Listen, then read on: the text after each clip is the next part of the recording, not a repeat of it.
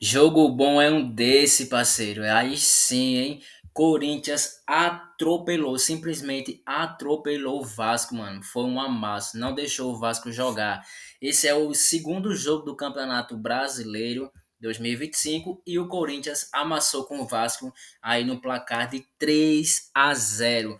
E era pra ser mais, hein? Teve 5 gols no jogo, só que aí o VAR anulou dois, né? Anulou 2 gols e por isso o Corinthians ainda ficou com o placar de 3-0. Eu gostei da escalação, né? O Coronado foi titular, né? Já que o Garro não está jogando, o Donelli já vem sendo titular, né? Também o Hugo não está jogando, os dois estão lesionados. E foi isso. O primeiro gol aí foi o do e o Roberto, com a assistência do Memphis Depay, que foi eleito, né, o melhor jogador em campo, a assistência do cara de peito, né? Então o Yuri foi lá e marcou o dele. Depois o próprio Memphis, né, em uma jogada espetacular, fez mais um gol. E ele fez 2 gols, na verdade, né? Só que o VAR anulou um gol, que foi o gol mais bonito que eu achei da noite, foi o que foi anulado pelo VAR, o gol de Memphis. E o outro gol foi do Matheus Bidu, que também foi anulado. Né? Matheus Bidu fez uma ótima partida hoje, gostei muito, estava bem ofensivo. E o Corinthians, na verdade, foi armado para isso, né? O Corinthians foi armado hoje bem ofensivamente, não deixou o Vasco jogar. As poucas vezes que o Vasco, pode ver aí, tinha algumas chances, o Corinthians estava marcando muito bem e conseguiu eliminar todas as suas ações. No primeiro tempo, né, como eu já disse, o Corinthians foi superior, foi soberano, por isso saiu até com um placar de 2-0 para o segundo tempo. Era para ser mais, porém teve gol anulado.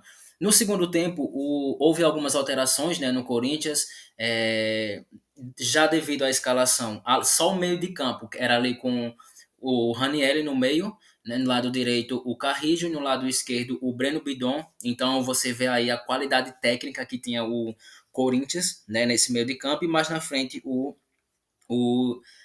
Igor Coronado. Então, no segundo tempo, o Vasco até tentou, né? O Vasco tinha que sair para o jogo, estava perdendo de 2-0, e aí tinha que sair, tentou algumas pressões, mas todas eliminadas pelo Corinthians. O Matheus Donelli não fez uma grande defesa. O Vasco teve finalizações sim, teve chutar o alvo, mas o Matheus Donelli não fez grandes defesas, né? Não sofreu aí sustos. Então, cara, o Corinthians merecidamente ganhou o jogo, né, na raça. Depois, na verdade, o jogo até esfriou, né? Porque o Corinthians estava só ali no toque de bola, já via que o poder ofensivo do Vasco não era tão grande assim, né? Para fazer nenhum susto. E o retrato do jogo foi esse, né? O amasso do Corinthians. Então é isso. O próximo jogo do Corinthians já vai ser na Sul-Americana, né? E o Corinthians está precisando dar uma resposta na Sul-Americana. Já foi eliminado da Libertadores, não pode ser também da Sul-Americana. Perdeu o primeiro jogo e tem que fazer um grande jogo, aí um grande placar, vitória nesse segundo jogo.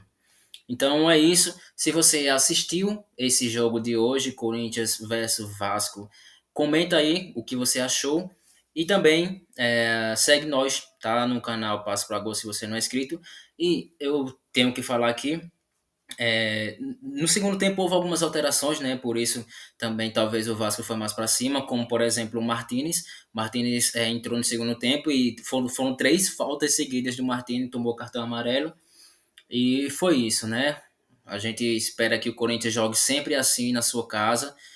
O Corinthians não pode perder a força de casa como aconteceu no ano de 2023. Beleza? Então é nós.